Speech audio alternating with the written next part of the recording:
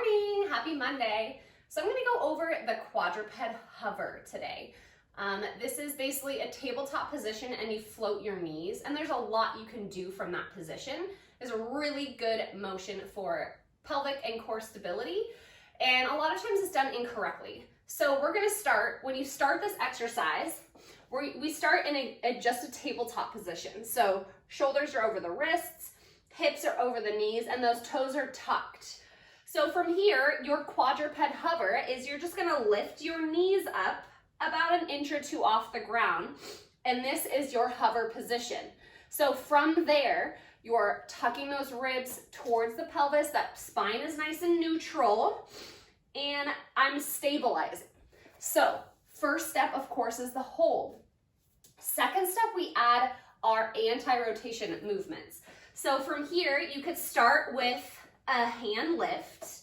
The idea of this is to keep the hips as stable as possible. So I'm trying to avoid this motion. So when you think of doing any of the quadruped exercises, try not to let the knees shift. That's an easy way to be able to see the position. So if you look down, you're trying to keep the knees the same depth off the ground, the same height off the ground versus one going higher than the other. You could also do a knee lift, and then you start combining. So then I'll combine a hand to knee, knee to hand, and then we add a walk. So this is where it starts getting a little bit tricky. So when we add this quadruped walk, we're basically trying to hold this same position the entire time.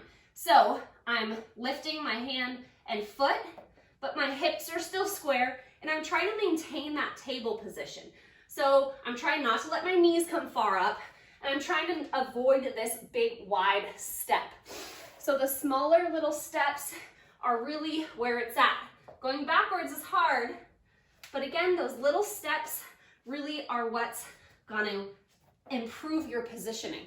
So if you think of this exercise with a board on your back, the goal is to not let that fall off. So if I take big steps, or I let my hips tilt side to side, that board will fall off your back. So the idea with this exercise is to stay really tight and avoid rotation. So we do this with 3-point planks and a lot of other plank variations. I'm trying to keep my hips as stable and square to the ground as possible. And you have to do this slow. So if you go really fast, you're probably not gonna get the benefit of the exercise. So start with the hold, add an arm and or a lift, a foot lift, then you start combining and doing walking positions. But that's a really fun way to start to a different variation of a plank, basically, to work on your core strength. So give it a shot and let me know how it goes.